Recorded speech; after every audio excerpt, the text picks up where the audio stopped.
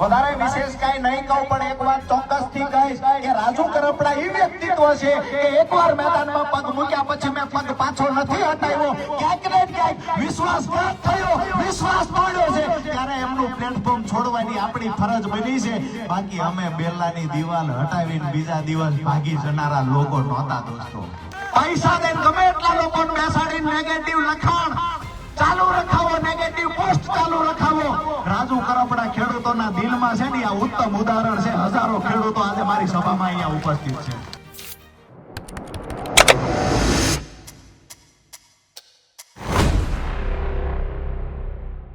4.5 મહિના સ્વાભાવિક છે જેલવાસ હતો. ત્યાર પછી જે કાંઈ ઘટનાક્રમ ઘટ્યો આપ સૌની સામે છે. પણ ઘણા લોકો એવું સમજતા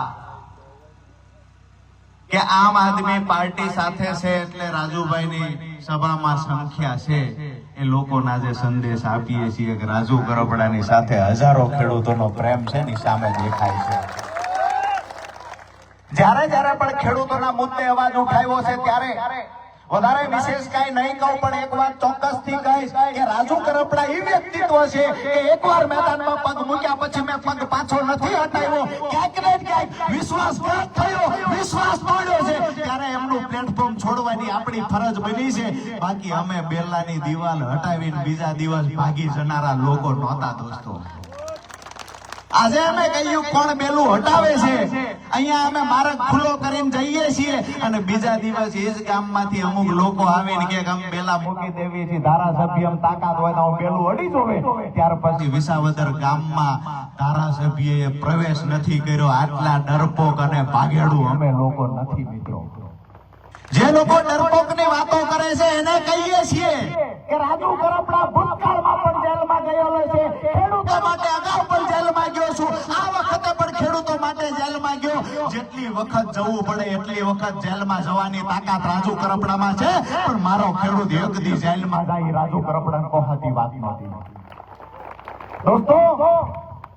અમારા ખેડૂતોએ દિવાળીનો તહેવાર જેલમાં કાઢવો પડ્યો છે એની પીડા એક આગેવાન તરીકે રાજુ કરપડાને છે. અમારા ખેડૂતનો પરિવાર જેને પોલીસ સ્ટેશન નહોતું જોયું એ અમારા ખેડૂતના પરિવારને રાજકોટ જેલની બારીએ મળવા આવવું પડે, અમરેલી જેલની બારીએ મળવા આવવું પડે.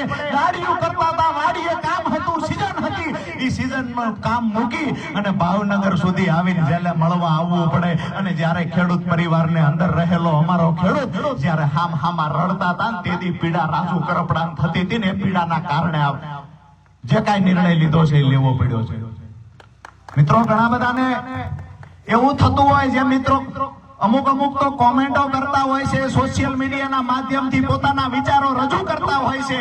આ મિત્રોને કહીએ છીએ કે એક વખત પરિવારને છૂટો મૂકી પરિવારથી દૂર એક અઠવાડિયા માટે જેલમાં તો જાઓ, તમને અમારા ખેડૂતોની પીડા સમજાશે.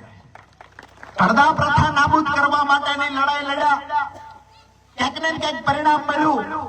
સિંચાઈના પાણી મુદ્દે આ વિસ્તારમાં લડાઈ લડ્યા, ક્યાંક ને ક્યાંક પરિણામ મળ્યું. જ્યારે પાક વીમા યોજના સામેની લડાઈ લડતા ક્યાંક ને ક્યાંક પરિણામ મળ્યું. અરે આ વિસ્તારમાં જ્યારે કમોસમી અતિવૃષ્ટિ વરસાદ થયો છે, ખેડૂતોને જ્યારે પાક નુકસાન થયું છે ત્યારે એના વળતર માટેની લડાઈ લડ્યા છીએ. 2018 થી 25 સુધીમાં 5 વખત સુરેન્દ્રનગર જિલ્લાને સહાય અપાવી છે. આ કામ અમે કર્યું છે. મારા કામ મારે આ જગ્યા પર આ વિસ્તારની અંદર ગણાવવાની જરૂર નથી. પણ જે મિત્રો બિન ખેડૂત છે જેને ખરેખર ઓફિસમાં બેસીને આજ પણ સુરતની અને અમદાવાદની ઓફિસમાં ઘણા લોકોને એક કામ આપવામાં આવ્યું છે કે રાજુ કરપડાના ફેસબુક લાઈવ થાય એટલે એમાં નેગેટિવ લખાણ કરવાનું ચાલુ કરવાનું. એવા કેટલાય લોકોને બેહાડવામાં આવ્યા છે. પણ પાર્ટીના અમુક નેતાઓ જે ખેડૂત નેતા બનવાના ઢોંગ કરે છે એને કહીએ છીએ રાજુ કરપડા તમારાથી ડરવા વાળો માણસ નથી. પૈસા દઈને ગમે એટલા લોકોને બેસાડીને નેગેટિવ લખાણ ચાલુ રખાવો, નેગેટિવ પોસ્ટ ચાલુ રખાવો. રાજુ કરપડા ખેડૂતોના દિલમાં છે ને આ ઉત્તમ ઉદાહરણ છે. હજારો ખેડૂતો આજે મારી સભામાં અહીંયા ઉપસ્થિત છે. પાછળની લાઈનમાં અમારી માતાઓ બહેનો મોટી સંખ્યામાં બહેનો ઉપસ્થિત છે. અહીંયાથી સાબિત થાય છે કે રાજુ કરપડા એ દિવસે પણ ખેડૂતોના દિલમાં હતો ને આજ પણ ખેડૂતોના દિલમાં છે. જ્યારે આક્ષેપો થયા છે મિત્રો દુઃખ થાય છે ત્યારે છેલ્લા 8 વર્ષથી ખેડૂતો માટે લડ્યો, મારી જુવાની ખેડૂતો પાછળ ઘસી નાખી, ક્યાંક ને ક્યાંક પરિવાર બાળકો, હું પણ 2 દીકરાનો બાપ છું, મારા બાપને પણ હું લાડક વાયો છું, તેમ છતાંય પરિવારથી વધારે સમય મેં પાર્ટીને મારા ખેડૂતોને આપ્યો. આજે જ્યારે મેં પાર્ટી છોડી ત્યારે પાર્ટીના આગેવાનો રાજુ કરપડાની 2 એફઆઈઆર લઈને પ્રેસ કોન્ફરન્સ કરવા આવ્યા ને આનાથી મોટી દુઃખની વાત મારા માટે બીજી ના હોય. આનાથી મોટી દુઃખની વાત બીજી ન હોય. જ્યાં સુધી રાજુ કરપડા આમ આદમી પાર્ટીને મજબૂત કરવા માટે લડ્યો, જ્યાં સુધી પરસેવો પાડ્યો, અરે વિસાવદરની અંદર સમયસર ખાધું પીધું નથી, તમને જીતાડવા માટે રાત દિવસ મહેનત કરી અને એ રાજુ કરપડા જેવી પાર્ટી છોડી આભાર માનવાની તો વાત છોડો, 2 એફઆઈઆર લઈ નકલો હાથમાં લઈ અને રાજુ કરપડાને ખરાબ ચિતરવાના પ્રયત્ન થયા. દોસ્તો, ક્યાંક ને ક્યાંક આપણા ખેડૂતોને પણ ગુમરાહ કરવાના પ્રયત્ન થયા છે. ક્યાંક ને ક્યાંક ખેડૂતોને પણ કહેવામાં આવ્યું વેચાઈ ગયા, ખેડૂતોને પણ કહેવામાં આવ્યું કે ગદ્દાર નીકળ્યા, દગો કર્યો. આજે ગઢાદ ગામના આંગણેથી કહેવા માટે આવ્યો છું કે જે વ્યક્તિઓ વાતો કરે છે કે વેચાઈ ગયા, દગો કર્યો, એટલે મેં ખેડૂતો પાસેથી શું લીધું તું? એક પણ ખેડૂત એવો બતાવો કે 1 રૂપિયાનું ડીઝલનો રૂપિયો લીધો હોય ને રાજુ કરપડા ત્યાં ગયો હોય. પાર્ટી એવું બતાવે કે 1 પણ રૂપિયો રાજુ કરપડાને અમે ડીઝલનો આપ્યો હોય. અરે આજ દિવસ સુધી કાળા નાણાં નથી વાપર્યા. મારો બાપ અને મારો ભાઈ પરસેવાની કમાણી કરે છે ને એમાંથી રાજુ કરપડાએ ખેડૂતો પાછળ પૈસા વાપર્યા છે. એના પર દાગ લગાવવાનું કામ શા માટે કરો છો? દોસ્તો, આવનાર સમયમાં આવા લોકોને ઓળખવાની જરૂર એટલા માટે છે કે જ્યારે જ્યારે પણ કોઈ એક યુવાન ખેડૂત સંગઠન મજબૂત બનાવે, ખેડૂતોનો અવાજ બનીને નીકળે, જ્યાં સુધી એમની પાર્ટીમાં હતા ત્યાં સુધી સારા હતા, જેવા એ પાર્ટી છોડી એટલે સંગઠન તોડવાના પ્રયત્ન થયા ને આ લોકોને ઓળખવાની જરૂર છે. આજકાલ ઘણી બધી વાતો સોશિયલ મીડિયાના માધ્યમથી થતી હોય છે, પ્રેસ મીડિયાના માધ્યમથી થતી હોય છે, પણ વાસ્તવિકતા શું છે એક વખત ગ્રાઉન્ડ પર જઈને જુઓ તો ખરા.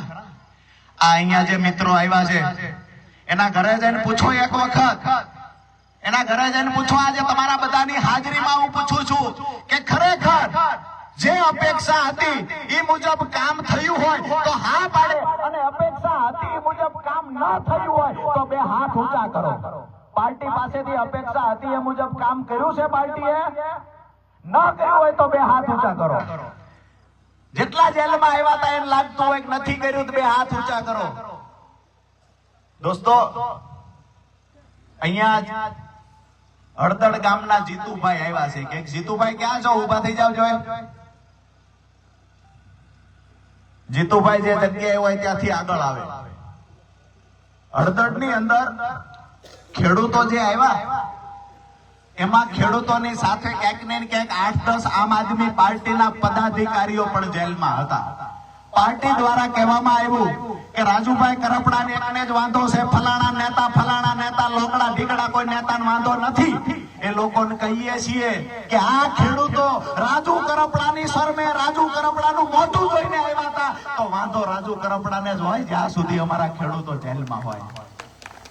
વે આવો મિત્રો, આ યુવાન જીતુભાઈ છે, ગામ એનું હળદળ છે. હળદળની અંદર જ્યારે આખી ઘટના ઘટી ત્યારે આ જીતુભાઈ ને એના 15 થી 20 યુવાનોની ટીમ છે. મેં ત્યારે કહેલું કે હું પોલીસની સામે સરેન્ડર થઈ જાઉં છું. આજે આ બધી વાસ્તવિકતા બધી વાત એટલા માટે કરું છું કે ક્યાંક ને ક્યાંક જૂઠી અફવાઓ ફેલાવવામાં આવે છે તે લોકો સુધી વાત પહોંચે, ગુજરાતના ખેડૂતો સુધી, છેવાડાનો રહેલો નાગરિક છે એના સુધી સાચી વાત પહોંચાડવા માટે થઈને આ વાતને ઊંડાણપૂર્વક કરું છું. આ જીતુભાઈની 15-20 લોકોની ટીમ છે. જ્યારે ઘટના ઘટી અને આ ઘર્ષણની શરૂઆત થઈ અને ખબર પડી કે ઘર્ષણની શરૂઆત થઈ છે, મેં એવું કીધું, મને આવીને કીધું ગોલી બાજુ પથ્થરમારો થાય છે, પોલીસ સાથે ઘર્ષણ થયું છે. અમે જ્યાં ઉભા હતા અહીંયાથી તો એ જગ્યા ઘણી દૂર હતી. મને કીધું કે મેં કીધું હું પોલીસ સામે વયો જાઉં, સરેન્ડર થઈ જાઉં છું. ખરેખર આ જગ્યાએ મારે હાજર થઈ જવું જોઈએ. આ લોકોની 15-20 જણાની ટીમ હતી. એને એવું કીધું, જો રાજુભાઈ લઈ જાય તો અમારા ગામની આબરૂ સુરે, અહીંથી રાજુ કરપડાને કોઈ લઈ જઈ નહીં શકે. દોસ્તો, મને ઉપાડી જે રીતે એને વ્યવસ્થા કરી, મેં કહેલું, જીતુભાઈ કહેલું કે હાજર થઈ જાવ, વારંવાર કહેલું હાજર થઈ જાવ. જીતુભાઈ એની ટીમ અને એમના ઘરમાં રહેલા બહેનોએ એને ફોન કરીને કીધેલું, કોઈ પણ સંજોગે રાજુભાઈ હાથમાં ન આવે, જોઈજો છોકરાઓ તમારે આવી જવું પડે તો આવજો. દોસ્તો, આ વફાદારીની વાત છે, ખેડૂતના દીકરા તરીકે વફાદારીની વાત છે. રાજુભાઈ પાસેથી એને ગ્રાન્ટ નહોતી લેવાની, 2 રોડના કોન્ટ્રાક્ટ નહોતા રાખવાના. આજે પણ એ માણસ આખું આયોજન જે થયું એ આયોજનમાં ક્યાંક ને ક્યાંક આ ભાઈનું નામ FIR માં પણ હતું. અને સૌથી મહત્વની ભૂમિકા એની એ હતી કે રાજુભાઈ કરપડાને ગામમાંથી બહાર કોઈ મૂકવા ગયું હોય ત્યાં જીતુભાઈ ગયા છે ને એવો ગુનો એના પર દાખલ થયો હતો. એમના પપ્પાને મેં ફોન કર્યો, જયારે હું અહીંથી નીકળી ગયો તો હજુ હાજર નહોતો થયો, મને ખબર પડી કે એને પોલીસ ગોતે છે. એના પપ્પાને મેં ફોન કર્યો કે ખરેખર નામ જીતુભાઈ નું આવ્યું છે, હાચવીને રાખજો, ક્યાંક ને ક્યાંક મારો ગુસ્સો એના પર ઉતારશે. એના પપ્પાએ કીધેલું, રાજુભાઈ તમે હાચવીને રહેજો, મારા દીકરા 3 છે, એક જેલમાં વિયો જાય કોઈ વાંધો નથી. ક્યાંક ને ક્યાંક આ વ્યક્તિઓને આ વાતને એટલા માટે વાગોળવી પડે. ઘણા લોકો કહેતા કે રાજુ કરપડા ત્યાંથી ભાગી ગયા. એને કહીએ છીએ કે અમારા ખેડૂતોને આજે અમે સાથે રાખ્યા છે. જેલમાં શું બન્યું છે એ કહેવા માટે પણ ખેડૂતોને સાથે રાખ્યા છે. અને જે પાર્ટી વકીલોની વાતો કરે છે, વકીલોની યાદી બનાવીને તમારી સામે પ્રેસ મીડિયાની સામે મૂકે છે, એને કહીએ છીએ કે પહેલું હિયરિંગ 27/10/2025 ના રોજ હતું. તે દિવસે વકીલો શા માટે પાર્ટી તરફથી નહોતા ગયા, એનો એક જવાબ આપજો. દોસ્તો, 31 તારીખે મહાપંચાયત હતી, 31 તારીખે ખેડૂતો ભેગા કરવાના હતા. એટલા માટે 27 તારીખે ખેડૂતો ન છૂટે ને એનું ષડયંત્ર થયું હતું. આજ રાજુ કરપડાએ નહોતું બોલવું છતાંય જાહેરમાં બોલવું પડે છે. આવી રાજનીતિ ક્યારેય મારે નથી કરવાની. મને બિલકુલ પોસાતી વાત નથી કે મારા ખેડૂતનો દીકરો 1 મિનિટ માટે જેલમાં રહે. જે અપેક્ષાઓ આશાઓ હતી એ પ્રમાણે કામ થવામાં ક્યાંક ને ક્યાંક ખેડૂતો નિરાશ થયા. એક આગેવાન તરીકે હું પણ નિરાશ થયો. આજે ઘણા બધા એવી બી વાતો કરે કે રાજુભાઈ કરપડા ખેડૂતોને માર ખવડાવ્યો, ખેડૂતના ખંભે બંદૂક ફોડી. એ લોકોને કહીએ છીએ કે રાજુ કરપડાનો ભૂતકાળ જાણીતો જુઓ. રાત્રે 1 વાગે કોઈ ખેડૂતને આફત આવે, પછી દવાખાનું હોય તો ભલે, GEB નો PGBCL નો પ્રશ્ન હોય તો પણ ભલે, આફત આવે એટલે અમારા વિસ્તારના ખેડૂતના મોઢામાં પહેલું નામ હોય કે રાજુ કરપડાને ફોન કરીએ. અને આજે ખુશી એ વાતની છે કે જે લોકો મને મળે છે એવું કહે છે કે રાત્રે 1 વાગે ફોન કરીએ અને તમારો ફોન ઉપડી જાય છે ને એટલે તમારી ભેગા ઉભા રહીએ છીએ. વાતો આ વિસ્તારમાં બહાર ઘણી બધી થતી હશે કે હવે શું કરશે, ક્યાં જશે, શું નિર્ણય લેશું. તો અહીંયા બધા પત્રકાર મિત્રો પણ છે, મોટી સંખ્યામાં બહાર પણ લોકો આપણને જોતા હશે, સાંભળતા હશે. હું તમામની વચ્ચે અમારા ખેડૂત ભાઈઓને પૂછું કે ભાઈ, હું કોઈ પાર્ટીમાં જાઉં એમાં તમને વાંધો છે ખરા? 2 હાથ ઊંચા કરીને કહો કે રાજુ કરપડા ક્યાંય પણ જાય અહીંયા તમે રાજુ કરપડાની સાથે ઉભા છો. 2 હાથ ઊંચા કરીને જવાબ આપજો. રાજુ કરપડા જ્યાં જાય સાથે છો, કોઈ પણ પાર્ટીમાં જાય તમે સાથે છો. હવે આ ઘરવાળાનો વાંધો નથી ને બહારના પાડોશીનો વાંધો છે.